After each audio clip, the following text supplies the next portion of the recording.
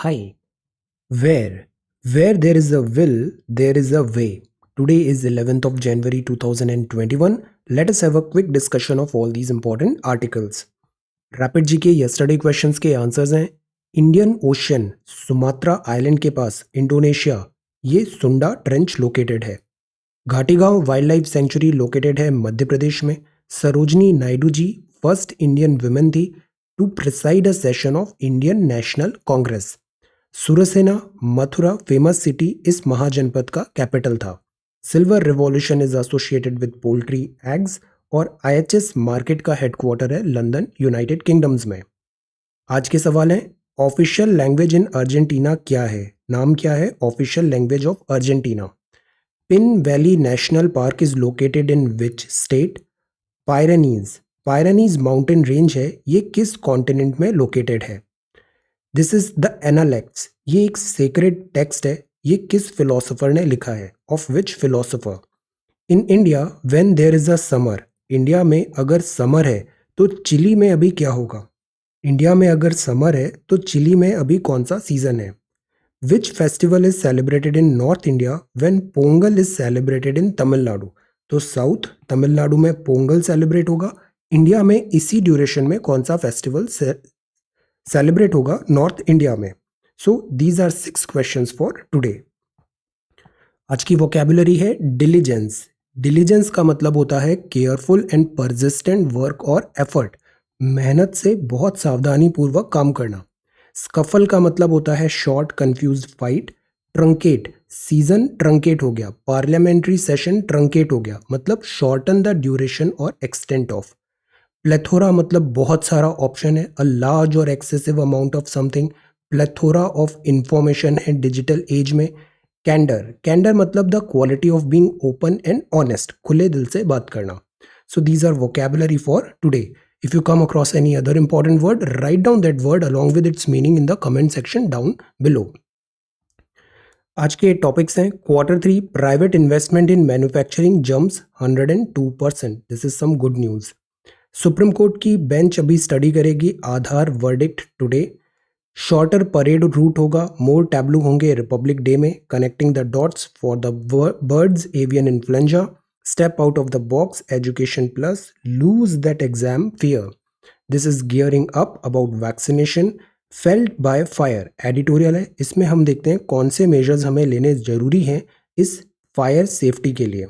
Central Vista planning and exit out easy money regime, RBI जो पिछले कुछ time से फॉलो कर रहा है अब इसमें एक एग्जिट लाने की ज़रूरत है। Then this is due process the front seat in electrical mobility. Karnataka farmers slippery slope vanadium Indonesia. और ये बात है ब्लैक बॉक्स का, हम इसको कॉन्सेप्ट समझेंगे। What is this black box. This is about gas pipeline और ये सिटीज़ हैं जो इंजन ऑफ ग्रोथ हो सकते हैं पोस्ट कोविड वर्ल्ड में। And this is institute of eminence. So we are going to talk about all these important articles in next about 35 to 40 minute. Let us begin.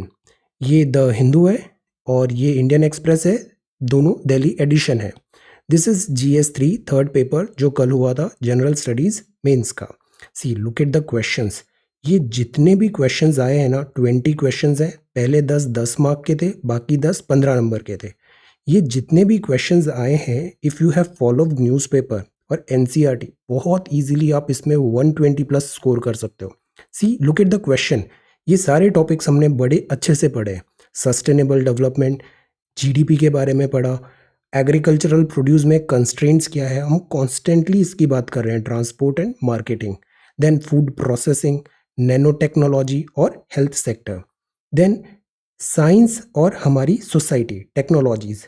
ये जब topic आया था ना अगस्त में, I have said in that video mark my words ये अभी mains में पूछा जाएगा। And see environmental impact assessment notification और डिफरेंस क्या है उसका 2006 में। सिमिलरली जल शक्ति अभियान, पूरा गवर्नमेंट मशीनरी इस अभियान के लिए फुल थ्रॉटल पे वर्क कर रहा है। तो इस पे भी आई हैव सेड कि ये क्वेश्चन देखिएगा पूछा जाएगा। And see then this is about cyber security, इस पे हमने आंसर राइटिंग भी किया था। बॉर्डर एरिया मैनेजमेंट कॉन्टिन्यूसली हमने देखा, सारे बॉर्डर्स देखे, उनकी फोर्सेस देखा। देन इकोनॉमी, कैपिटल फॉर्मेशन हम कैसे करें।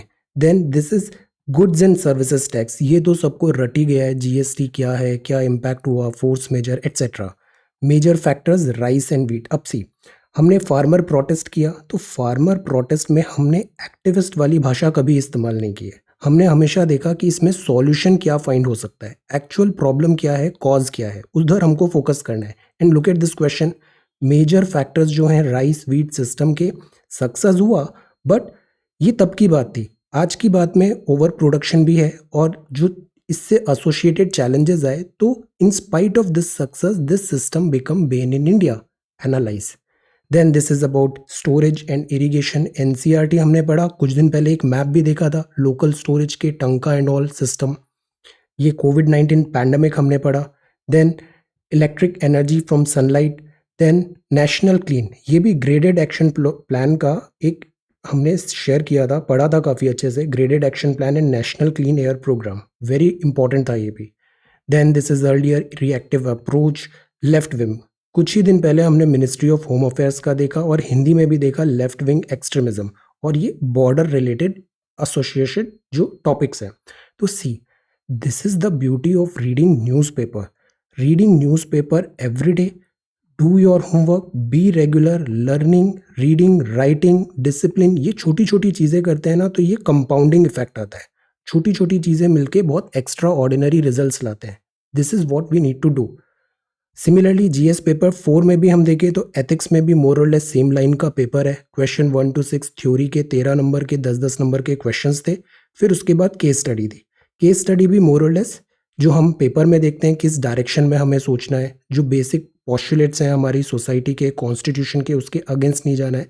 Have a look at this syllabus video, बहुत सारी क्लैरिटी आएगी वहाँ पे इसको अप्रोच करने का। पेपर वॉज रियली गुड, अच्छा पेपर था ये जीएस 3 एंड 4 भी। कुछ टाइम बाद हम इसको अभी डिटेल में डिस्कस भी करेंगे। Okay, so let us come back to newspaper discussion. ये फ्रंट पेज है द हिंदू का। This is the front page. Chinese buildup हो रहा है, LSC visible from Ladakh border village. Then this is black box recover हो गया है। Look at this data, Q3, Q1, Q2, Q3, Q4, ऐसे 12 महीने को 3-3-3 में डिवाइड कर रखा है। मार्च तक चलेगा, जैन टू मार्च Q4 होगा, अक्टूबर नवंबर दिसंबर Q3 है। तो अभी जनवरी चल रहा है तो Q3 का डेटा आया है, मतलब अक्टूबर नवंबर दिसंबर। Private investment in manufacturing jump 102%। तो जो Q3 है और फाइनेंशियल ईयर कौन सा है, 2020-21, बिकॉज फाइनेंशियल ईयर ऐसे ग्रेगोरियन नहीं चलता है, 2020-21 है। अप्रैल से स्टार्ट होगा, मार्च तक चलेगा ये, तो 2020-21। तो थर्ड क्वार्टर का जो डेटा आया है उसमें देखिए प्राइवेट जो इन्वेस्टमेंट है वो बढ़ा है। प्राइवेट इन्वेस्टमेंट कुछ ग्रीन शूट्स दिखे हैं, विच is a good thing. Economic growth के लिए ये इंपॉर्टेंट होता है। इन्वेस्टमेंट भी हमने मैक्रो इकोनॉमिक्स पढ़ा है। मैक्रो इकोनॉमिक्स में कैपिटल फॉर्मेशन देखा था हमने। इन्वेस्टमेंट क्यों ज़रूरी है, वहाँ हमने एक और कॉन्सेप्ट पढ़ा था कि गवर्नमेंट और स्टेट का अगर इन्वेस्टमेंट ज़्यादा होता है तो ये मल्टीप्लाइंग इफेक्ट होता है। दूसरे बहुत सारे सेक्टर्स में भी ये इन्वेस्टमेंट ट्रिकल डाउन होता है और इकोनॉमी ग्रोथ पॉसिबल होता है। तो one is private investment and दूसरा government state investment. But government और स्टेट का भी सर्टेन लिमिटेशन है। एक हद के बाद गवर्नमेंट बहुत ज़्यादा पैसे नहीं डाल सकती, because government already fiscal deficit में चल रही है। तो प्राइवेट इन्वेस्टमेंट ज़रूरी होता है। अब प्राइवेट इन्वेस्टमेंट यूजुअली कम पैसा क्यों लगाता है प्राइवेट सेक्टर, बिकॉज डिमांड कम चल रही है कोविड-19 के कारण। इनकी बैलेंस शीट भी वीक है और the major problem is uncertainty. Private में कोई भी इन्वेस्टमेंट नहीं करेगा अगर वहाँ पे पॉलिसी अनसर्टेनिटी है, लॉकडाउन या पैंडेमिक जैसी चीज़ें, तो वो अपना पैसा उलझाएगा नहीं। That is why private sector investment नहीं कर रहा था, बट अब इसमें ग्रोथ आने लग गई है, नॉर्मलसी आ रही है। मीनवाइल गवर्नमेंट का तो काम है इकोनॉमी को सेव करना, तो गवर्नमेंट प्रोजेक्ट्स, इंफ्रास्ट्रक्चर, स्कीम्स में इन्वेस्टमेंट कर रही थी। इस इन्वेस्टमेंट में बूस्टर डोजेज भी है, जैसे सेल्फ रिलायंट इंडिया में हमने नए नए स्कीम्स की, जैसे अभी हमने डेडिकेटेड फ्रेट कॉरिडोर कर रहे हैं। What is this, this is investment, kind of investment. इससे एम्प्लॉयमेंट जनरेट होगा और इकोनॉमी को बेनिफिट होगा। तो दिस इज अबाउट इन्वेस्टमेंट। अब देखिए प्रोजेक्ट इन्वेस्टमेंट में महाराष्ट्र, आंध्रा, गुजरात, तमिलनाडु, उड़ीसा, ये देखिए यहाँ पे इन्वेस्टमेंट ज़्यादा है। ये सारे स्टेट्स है ना, ये कोस्टल स्टेट्स भी हैं। कोस्टल स्टेट्स को थोड़ा एडेड एडवांटेज होता है geographically. So this is the thing, investment manufacturing में भी बढ़ रहा है। तो लेट अस सी, अभी भी क्विक कंक्लूजन नहीं बनाना चाहिए, स्पेशली इकोनॉमी में। और इंटरनेशनल रिलेशंस में। हिस्ट्री में आप ओपिनियन बना सकते हैं बिकॉज हिस्ट्री सेटल हो चुकी है, बट ये इकोनॉमी, आईआर हुआ, ये चीज़ें बहुत रैपिडली चेंज होती है। तो लॉकडाउन है, सीवियर शॉर्टफॉल है रेवेन्यू का, लेटेस्ट सी कोविड का जो नया स्ट्रेन है वो ज़्यादा इम्पैक्ट नहीं करना चाहिए, नॉर्मल सी करना चाहिए। तो it is very much possible कि इंडियन इकोनॉमी ऐसे वी शेप्ड रिकवरी पॉसिबल है, गिरे थे तुरंत ऊपर खड़े हो जाएंगे, ऐसे V shaped recovery is possible. So this is the thing. अब जो नेक्स्ट है that is protesters ransack revenue venue of Haryana chief minister meeting. ये जो प्रोटेस्टर्स का कल्चर है ना, इसको बिल्कुल अनकरेज नहीं करना है, और specially this mobocracy case studies भी आप लिखते हो तो ये लाइन फॉलो करना है, बिकॉज ये क्या होता है, अनकंट्रोल हो जाता है। प्रोटेस्ट यूजुअली होता है किसी जेन्युइन रीजन के लिए उन्होंने किया है, अपनी डिमांड किया है।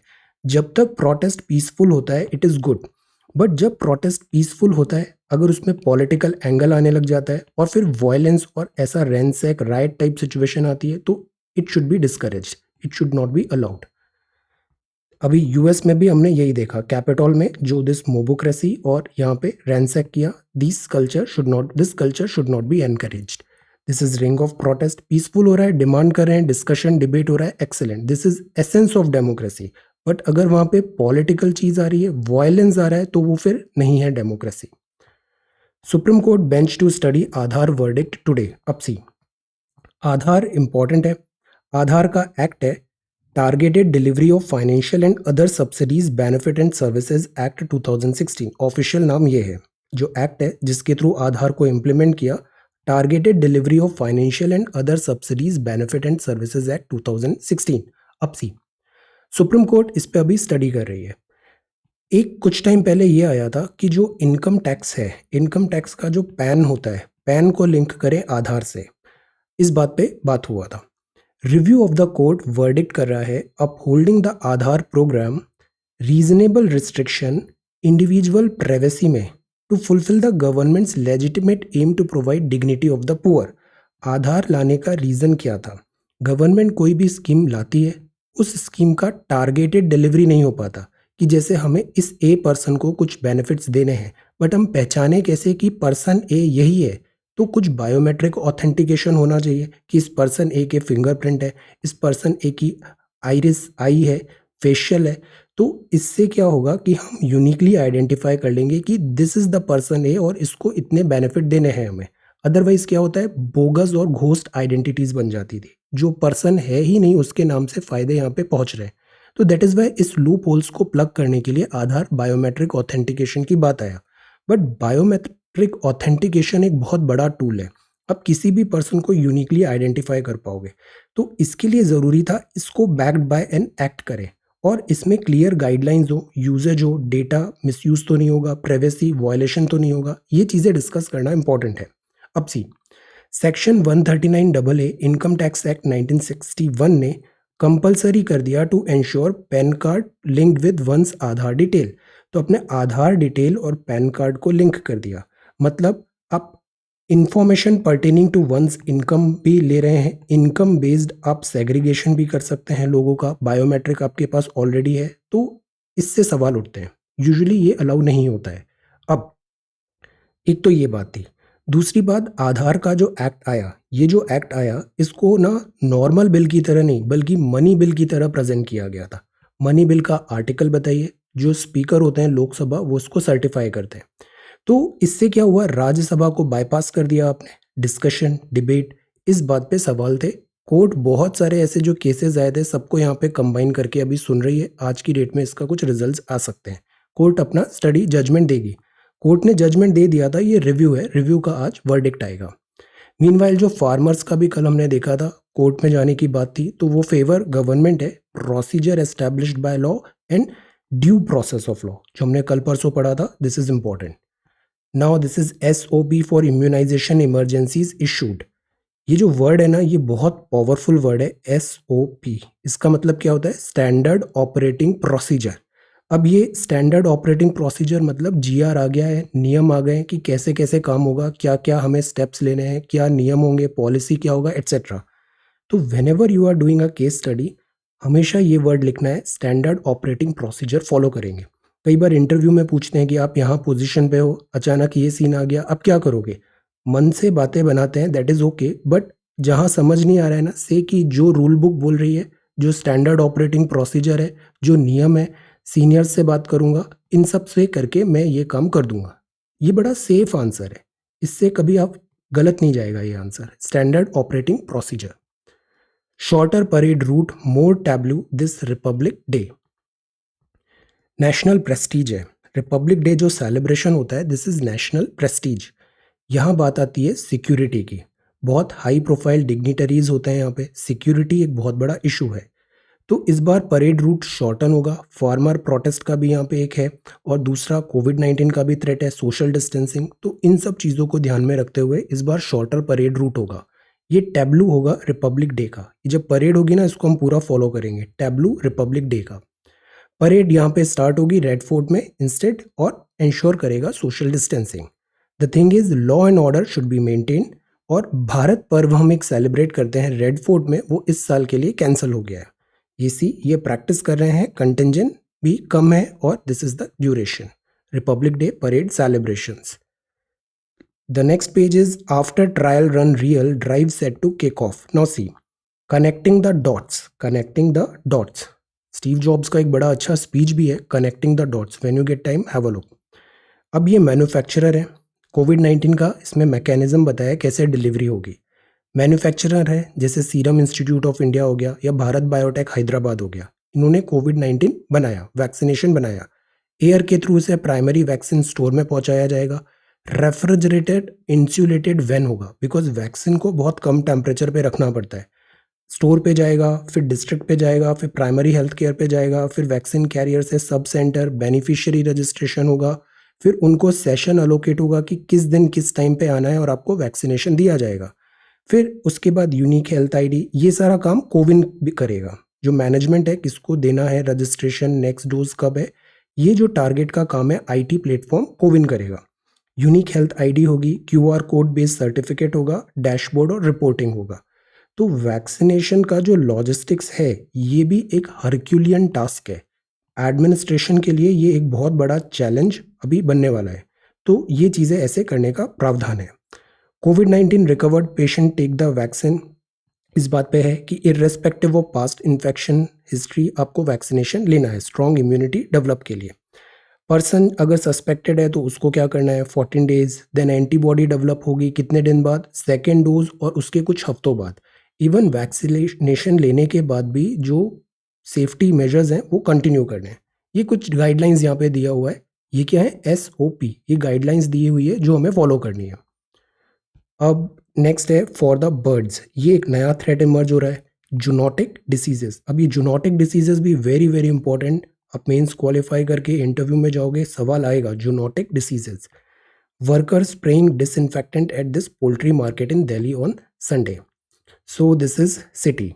Now let us talk about education plus step out of the box. Innovative होना ज़रूरी है, ओरिजिनल होना ज़रूरी है। Why I keep on saying this? Because see, government का भी अगर आप देखो think tank, I read a lot, I study a lot. NITI Aayog की रिपोर्ट्स आई हैव रेड। जो टॉक्स चलती है ना रिक्रूटर्स में, वो क्या चलती है कि हमें मशीन्स नहीं लेनी है, हमें रोबोट्स नहीं लेने हैं सिविल सर्विसेज में। रोबोट्स मतलब एक स्टूडेंट है जिसने रट के ये 4 पढ़ लिया अच्छे से, एज इट इज़ उसका रिप्रोडक्शन कर दिया, बट उसको एसेंस नहीं पता है कि ये चीज़ है तो क्यों है।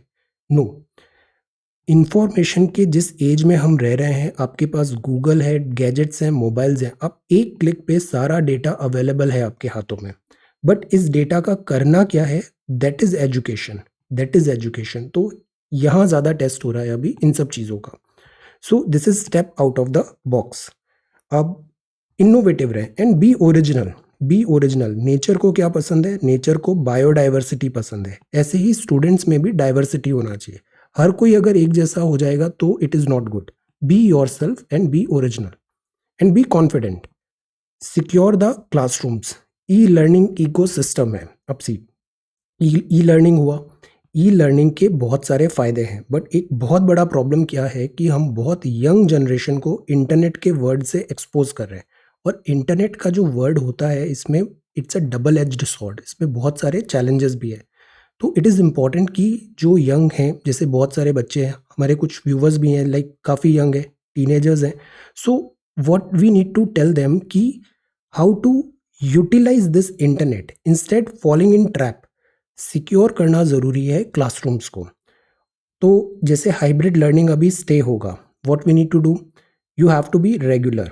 रेगुलरिटी डिसिप्लिन इंपॉर्टेंट होता है। स्कूल में क्या होता है, रेगुलर होता है ना, टाइम टेबल फॉलो करते हैं, follow that time table even if you are studying from your home. Go easy, एक दिन में पहाड़ नहीं चढ़ते हैं, धीरे धीरे होता है। गो easy on your self. Table and chair पे पढ़ना अच्छी बात होती है, क्योंकि एग्जाम भी आपको टेबल एंड चेयर में ही पढ़ना है। सोफे पे बैठ के, बेड पे बैठ के avoid this thing. Table and chair is better way. Pen and paper is better way, because exam में भी पेन एंड पेपर में ही लिखना है।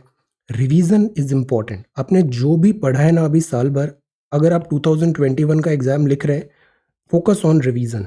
Revision is very very important. NCERT एक बार फिर से पढ़िए, गो थ्रू करिए, बहुत सारी चीज़ें रिकलेक्ट होगी, रिकॉल होगी, वो बहुत इंपॉर्टेंट है। एंड इमोशनली स्ट्रांग होना ज़रूरी है।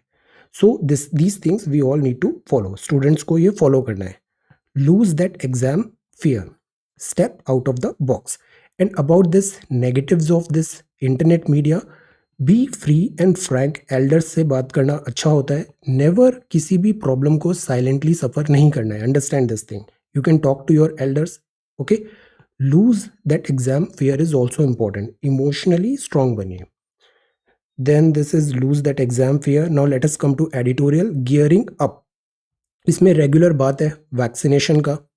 अभी गवर्नमेंट स्टार्ट कर रही है वैक्सीनेशन ड्राइव। पोंगल होगा और मकर संक्रांति भी होगी। 16 जनवरी से वैक्सीनेशन ड्राइव है। हमारे पास कुछ एक्सपीरियंस है। चाइल्डहुड इम्यूनाइजेशन मिशन इंद्रधनुष हमने काफ़ी काम किया है। मतलब ऐसा नहीं है कि हम ब्लैंक है, we know things. India has proven that it has the infrastructural backbone to inoculate millions. हमारे पास कैपेसिटी है। हमने ड्राई रन भी किया, प्रैक्टिस भी किया। अब प्रॉब्लम ये आ सकता है कि जो डिक्लाइनिंग रेट ऑफ इन्फेक्शन है, जैसे नंबर ऑफ कोविड के वैक्सीनेशन कम हो रहे हैं और मोर्टेलिटी भी इंडिया में कम थी, तो इस पूरे बिहाफ में हमको इतना अर्जेंसी के साथ वैक्सीनेशन को अप्रूवल क्यों दिया? तो इसमें भी हम आराम से भी देते तो कुछ ज़्यादा प्रॉब्लम नहीं आता। अनटेस्टेड वैक्सीनेशन से मोर क्लैरिटी होनी चाहिए, ये अभी मार्च तक आएगी। तो द सवाल इज कि रश्ड मैनर में वैक्सीनेशन अप्रूवल नहीं होना चाहिए। Follow the procedures. तो एक तो ये चीज़ है। दूसरी चीज़ है, if people do not turn up and worse if vaccine hesitancy rises. Because क्या होता है, सवाल डाउट्स पैदा किए जाते हैं तो लोगों में वैक्सीन हेजिटेंसी आ जाती है। उनको लगता है ये इफेक्टिव है या नहीं है, वैक्सीनेशन लेना है या नहीं लेना है। तो अगर ये टेंडेंसी ज़्यादा राइज होगा तो ये जो पूरा प्रोसेस है हमारा वैक्सीनेशन डिलीवरी का, ये भी कहीं ना कहीं कॉम्प्रोमाइज हो जाएगा। So these thing we need to understand. अब जो नेक्स्ट है that is felled by fire. ये एक बहुत पेनफुल एक्सीडेंट हुआ हॉस्पिटल में, इन्फर्नो हुआ। ये इन्फर्नो मतलब ह्यूज फायर। सी, ये सवाल हमने कुछ टाइम पहले भी देखा था, एक डिस्कशन किया था, नोट भी प्रिपेयर किया था, fire safety regulations in India. कुछ टाइम पहले सूरत में एक कोचिंग इंस्टीट्यूट था, वहाँ पे ऐसे ही आग लग गई थी and we lost many innocent lives. तो ये फायर टाइप के एक्सीडेंट्स क्यों होते हैं? अगेन एनडीएमए की वेबसाइट पे जाइए, वहाँ पे एक लिस्ट दिया हुआ है, वो लिंक भी मैं दिखाता हूँ। वो भी उसमें ना सारे ऐसे जितने भी टाइप ऑफ डिजास्टर्स हैं, उसमें एनडीएमए ने क्या कहा है, ये गाइडलाइन है। फायर में क्या करना है, साइक्लोन में क्या करना है, अर्थक्वेक में क्या करना है, लैंडस्लाइड में क्या करना है, पैंडेमिक में क्या करना है, डिसीजेज में क्या करना है, फ्लड्स, सब चीज़ें वहाँ पे पॉइंट वाइज लिखा हुआ है। तो one such disaster is this fire safety. Similarly NCERT की प्लेलिस्ट देखिएगा अभी यूट्यूब में, और उसका लास्ट चैप्टर है 11th एनसीईआरटी इंडिया फिजिकल। वो पूरा चैप्टर ही natural hazards and disaster and इन सब चीज़ों से है। एक बार गो थ्रू दैट चैप्टर, बहुत इंपॉर्टेंट है वो भी। तो see, let us come back to fire. Fire जो हुआ अभी हॉस्पिटल में हुआ, हॉस्पिटल में एक्चुअली क्या होता है, जो आईसीयू होते हैं, नियोनाटाल आईसीयूज होते हैं, इनका जो ऑपरेटिंग रूम होता है, यहाँ काफ़ी जल्दी फायर लगती है। रीज़न क्या होता है, यहाँ पे हाई कॉन्सेंट्रेशन ऑफ ऑक्सीजन होता है कन्फाइंड स्पेस में, एंड आग लगने के लिए ऑक्सीजन इज़ वेरी इंपॉर्टेंट, ये एसेंशियल इंग्रेडिएंट है। तो यहाँ फायर बहुत ईजिली कैच हो जाती है। This is the thing. Regular safety and evacuation drill होना ज़रूरी है। अब सी, ये कुछ पॉइंट्स हैं, चेकलिस्ट है फॉर द वर्क प्लेस। कई बार ऐसे सवाल आ जाते हैं कि फायर सेफ्टी के लिए गाइडलाइन प्रिपेयर करें, तो आपने एस्केप रूट है या नहीं है, क्योंकि हम देखते हैं लिफ्ट तो है, लिफ्ट बहुत डेंजरस हो जाती है, साथ ही साथ सीढ़ियाँ भी होनी चाहिए, stairs, escape route, fire equipments हैं या नहीं है, अलार्म बज रहा है या नहीं बज रहा है, सारी एडवाइजरी हमने एम्प्लॉय को ट्रेन किया है या नहीं किया है, फायर सेफ्टी मेजर्स हैं या नहीं है, इवैक्यूएशन प्लान प्रैक्टिस करते हैं। स्मोकिंग, ये एक बहुत बड़ा रीज़न होता है फायर का, स्पेशली फॉरेस्ट फायर में। ये जो स्मोकर्स होते हैं, जो सिगरेट के बट्स होते हैं, वो ऐसे ही थ्रो कर देते हैं और उससे एक आग लगने का डर रहता है। सर्विसेज रेगुलर बेसिस में चेक हुआ है, मॉक ड्रिल है या नहीं है, इलेक्ट्रिकल सिस्टम भी ज़रूरी होते हैं। कई बार जो ट्रांसफार्मर लगा है, स्विचेस है, ये काफ़ी पुराने हो गए हैं, लोड ज़्यादा आ रहा है, तो यहाँ स्पार्क होता है और आग लग जाती है। तो these things should also be taken care. अगर हॉस्पिटल इन पर्टिकुलर की बात करें तो फायर एक्सटिंग्विशर होना चाहिए, फर्स्ट एड किट होना चाहिए, वाटर टैंक होना चाहिए, ट्रेनिंग मिली होनी चाहिए, इमरजेंसी टेलीफोन नंबर सब तुरंत सामने लिखे होने चाहिए। बिकॉज जब पैनिक होता है ना, तो ब्रेन डेड टाइप सिचुएशन हो जाती है, हम सोच समझ नहीं पाते, हम अफरा तफरी मच जाती है, इधर उधर भागने लग जाते हैं और उससे चीज़ें और वर्जन हो जाती है। So training is important. Mock drill should be conducted every 6 month और फायर अलार्म्स इंस्टॉल्ड होने चाहिए हर फ्लोर में। तो ये मेजर्स हैं हॉस्पिटल्स के लिए और ये इन जनरल। अब this is your homework, draft fire safety measure of public places. आप कोई भी इंचार्ज हो हॉस्पिटल के या फिर जनरल डीएम हैं, you are responsible for this essential जो मेजर्स लेने हैं उसको इंश्योर कराने के लिए। तो draft fire safety measures of public places, इस बात पे एक पॉइंट बनाइए। आगे बढ़ते हैं। This is about Central Vista executive capers and rule of law. ये बात अगेन सेंट्रल विस्टा रिवैम्प की है। इसमें भी अर्जेंसी क्यों है, टैक्स पेयर्स मनी क्यों हमको रेस्पेक्ट करना ज़रूरी है, कॉन्स्टिट्यूशनल ट्रेडिशन क्यों रिक्वायर्ड है, स्टेट का डिसीजन जो भी हो वो जस्ट फेयर और रीजनेबल होना चाहिए, प्रोसीजर्स फॉलो होना चाहिए। रेगुलर कुछ बातें हैं, अगर हम इंपॉर्टेंट थीम्स देखें तो राइट टू पब्लिक पार्टिसिपेशन है। अगर आप लोगों के लिए कुछ काम कर रहे हैं तो लोगों का पार्टिसिपेशन इन्वॉल्वमेंट ज़रूरी होता है। स्टेट पीपल में लिंक होना चाहिए, पेटिशन एंड क्लेम्स का प्रोविज़न होना चाहिए, एडिक्वेट डिस्क्लोजर होना चाहिए, ट्रांसपेरेंट वे में गवर्नमेंट अपने सारे काम करे। और एक और इम्पॉर्टेंट चीज़ है, दैट इज़ एनवायरमेंटल स्क्रूटिनी होना चाहिए। डेवलपमेंट का मतलब not at the cost of environment damage. So these things should be taken care. Central Vista के कॉन्टेक्स्ट में ये कमेंट्री है। Planning an exit out of the gas easy money regime. Easy money regime, आसान, accommodative, expansionary policy, dove, hawkish ने dove. RBI ने main challenge जो अब है ना, वो इतने टाइम से हम इजी और अकोमोडेटिव पॉलिसी अपनाते आ रहे हैं, अब इससे रिवर्स कैसे करें, एग्जिट कैसे करें, वो चीज़ हमें सोचना है। बिकॉज जो इजी मनी पॉलिसी होती है उससे आता है इन्फ्लेशन। तो सी, इजी मनी मतलब पैसा आसानी से आरबीआई दे देगा। कल हमने रेपो रेट पढ़ा था जीके क्वेश्चन में। तो इजीली मनी आरबीआई अपना पैसा सबको दे रहा है, बैंक को दे रहा है, मतलब बैंक फिर हमें देंगे, मतलब मार्केट में ज़्यादा पैसा आ जाएगा। तो this is accommodative policy. Expansionary policy, liquidity बढ़ रही है, मार्केट में ज़्यादा पैसा है। अब क्यों ज़रूरी है पैसा? इसलिए ज़रूरी है बिकॉज कई बार जैसे टेक्निकल रिसेशन जैसी चीज़ें आ रही है, पैंडेमिक आ रहा है, लिक्विडिटी नहीं है, तो आरबीआई ने दिल खोल के हमको पैसे देना चालू कर दिया ताकि हम उस पैसे को खर्च करें और इकोनॉमी रिवाइवल हो। इकोनॉमिक हार्डशिप जब भी आती है तो ये बूस्ट ज़रूरी है। This is a standard policy, पूरे वर्ल्ड का जो सेंट्रल बैंक्स हैं वो इस पॉलिसी को फॉलो करते हैं। Easy money, economic activity up हो, बट इसका एक साइड इफेक्ट होता है। साइड इफेक्ट क्या होता है? इन्फ्लेशन। अगर ज़्यादा लोगों के पास पैसे आएगा तो जो चीज़ें हैं उसकी कीमत बढ़ जाएगी, इन्फ्लेशन आने लग जाएगा। मॉनेटरी पॉलिसी कमेटी बोलती है 4 ± 2% होना चाहिए। तो दैट इज़ वाई एक बैलेंस बनाना बहुत ज़रूरी होता है। लाइफ के हर स्फेयर में एक बैलेंस बनाना ज़रूरी होता है। Make a balance. अब ज़रूरी है कि जैसे इन्फ्लेशन भी 6% अपटिक हो रहा था, अब ज़रूरी है कि RBI gradually easy money policy से दूर हटे। Missteps on the exit path by the way of commission, omission और importantly communication कॉस्टली हो सकते हैं मैक्रो इकोनॉमिक टर्म्स में। माइक्रो होता है इंडिविजुअल लेवल पे, मैक्रो होता है पूरे कंट्री लेवल पे। Restraining inflation versus supporting the recovery, इस बात पे डायलेमा है। एमपीसी जो है वो एक्सपेक्ट कर रही है कि इन्फ्लेशन आने वाले टाइम पे अपने आप ही सॉफ्ट हो जाएगा। क्यों? बिकॉज अब लॉकडाउन की चीज़ें पीछे हट रही है, सप्लाई चेन ओपन होगा और साथ ही साथ इस बार विंटर क्रॉप भी बहुत बम्पर आया है, राबी क्रॉप। सो चीज़ें ठीक होगा। एक और चीज़ होती है वो होता है बेस इफेक्ट। बेस इफेक्ट क्या होता है, जैसे एक एग्जाम में आपके 90 नंबर आए बट पिछले एग्जाम में आपके 100 में से 100 आए थे, तो इस 90 आने पर भी आप बुरा फील करोगे। अगेन दूसरे एग्जाम में आपके 90 आए बट पिछले एग्जाम में आपके से 75 आए थे, तो इस बार 90 आए, यू विल फील बेटर। तो दिस 90 इज बेस इफेक्ट। हम ऐसे ही इकोनॉमिक पैरामीटर को बेस इफेक्ट से समझते हैं। ईयर ऑन ईयर ग्रोथ हो रहा है, पिछले साल खराब था, इस बार थोड़ा अच्छा हुआ है, तो हम सोचेंगे अच्छा हुआ चीज़ें। This is base effect.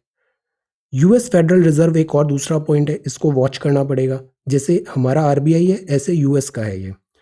इसने भी इजी मनी पॉलिसी किया, खूब सारा पैसा दिया। वो पैसा लोगों ने क्या लिया, यूएस के बैंक से लिया और इंडिया के एफआईआई यहाँ पे इन्वेस्ट कर दिया। इससे हमारा सेंसेक्स में रैली आ गई थी, इन्वेस्टमेंट आया। बट अब ये टैपरिंग करेगा, जैसे 2007 के इकोनॉमिक टर्मोइल के बाद फिर 2012-13 में टैपरिंग हुआ था, तो उससे मार्केट में इनस्टेबिलिटी आ सकती है।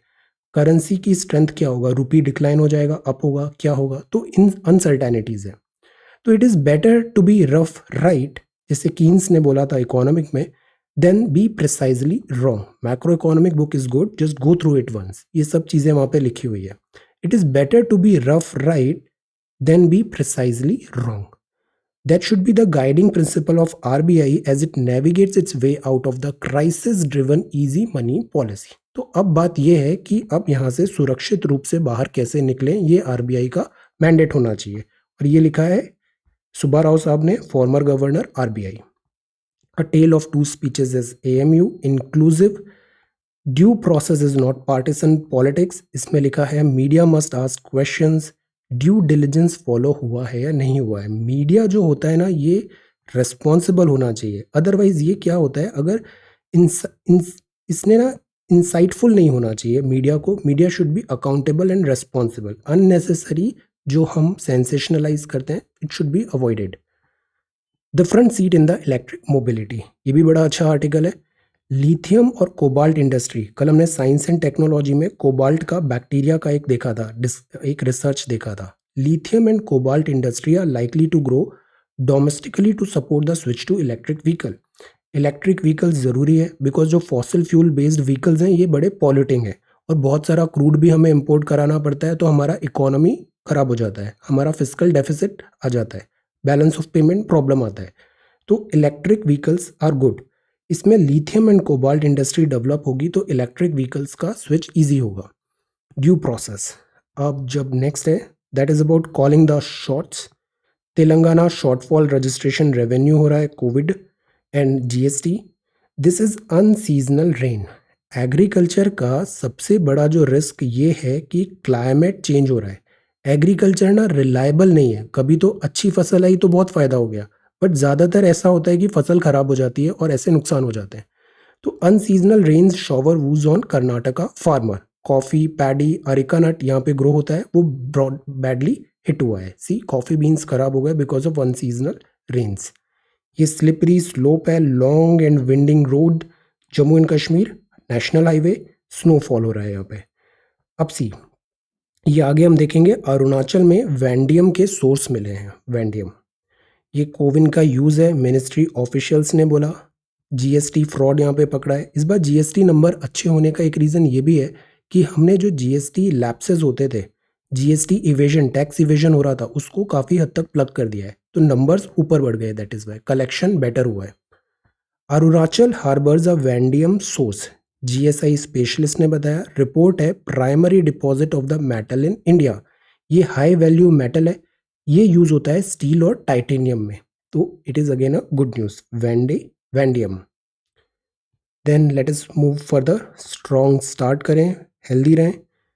Then this is words of wisdom. ये क्या है, बाइक एम्बुलेंस दादा, इंस्पायरिंग स्टोरी है करीमुल हक का। Man who saved over 4000 life, ऐसे बाइक से एम्बुलेंस लेके रिमोट एरिया से पेशेंट्स को हॉस्पिटल्स तक पहुंचा रहे हैं। करीमुल हक है ये, इन्होंने काफ़ी अच्छा काम किया है यहाँ पे। Then this is birds of paradise. Pongal में लोगों को एनकरेज कर रहा है, go bird at least 15 minute. Many of you दिन भर कंप्यूटर स्क्रीन के सामने बैठे रहते हैं, mobile. Go outside nature, you will find this is good overall, because जो नई जनरेशन हो रही है, they are very like moving away from this nature, animals, birds et cetera. Go outside and walk, morning walk, evening walk, do something. This is important. Careful curation, tiger in my lens, side hustle. Then this is black box of plane recover हो गया. अभी ये unfortunate crash हुआ, black box इसका recover हो गया. अब हम ट्राई टू फाइंड करेंगे कि एक्चुअली क्या गड़बड़ हुआ यहाँ पे. अब सी 9 अगस्त 2020 को ये प्रिपेयर किया था और यहाँ हमने ये टेबल टॉप रनवे एक्सीडेंट हुआ था एक, उसके बाद इसके ब्लैक बॉक्स वगैरह की स्टडी किया था. ब्लैक बॉक्स का एयरक्राफ्ट क्या होता है? तो सी ब्लैक बॉक्स एक मिसनोमर है. ये कहने को ब्लैक है बट ये ऑरेंज इन कलर होता है.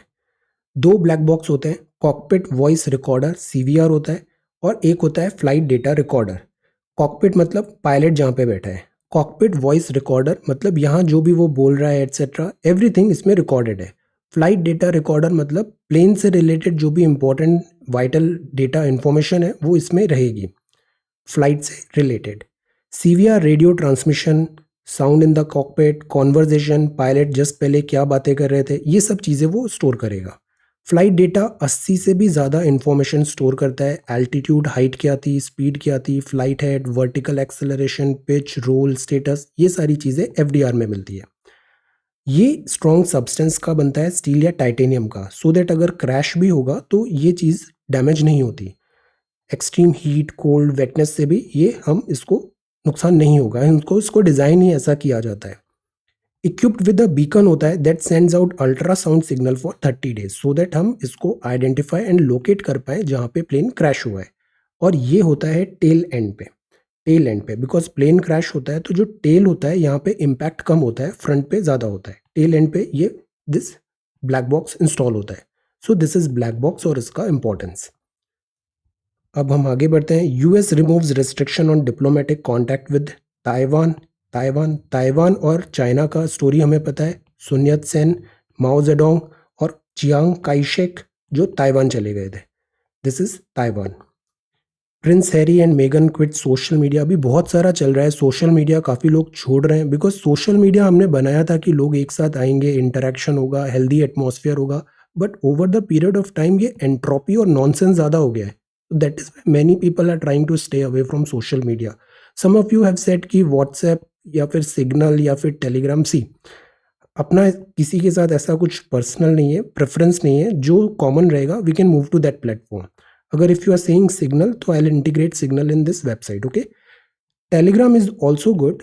टेलीग्राम में भी you can send your answers. Telegram में भी आप भेज सकते हो. ओके, और you have mail as well 1@srajanindia.1. You can mail as well your answer sheets. Okay, answer copy. और आप डायरेक्टली भी अपलोड कर सकते हो. Discuss I have link, you can directly upload your question in website. Okay, answer sheet.